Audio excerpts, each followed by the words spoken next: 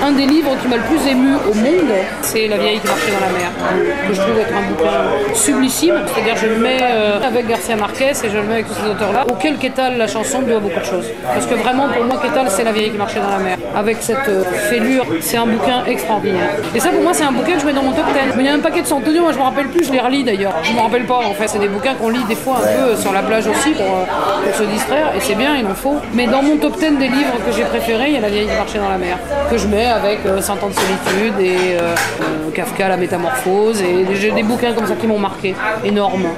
Je trouve que La vieille qui marchait dans la mer, c'est énorme. En plus, le salaud, je raconte pas la fin parce que c'est... Oh, comment ça trouve. Enfin bon, c'est magnifique. Il y a plein de bouquins, moi je me suis marrée comme une folle à lire ça. Mais en règle générale, les Antonio d'ailleurs, dès qu'il y a Berrurier qui est lâché, c'est bonheur total.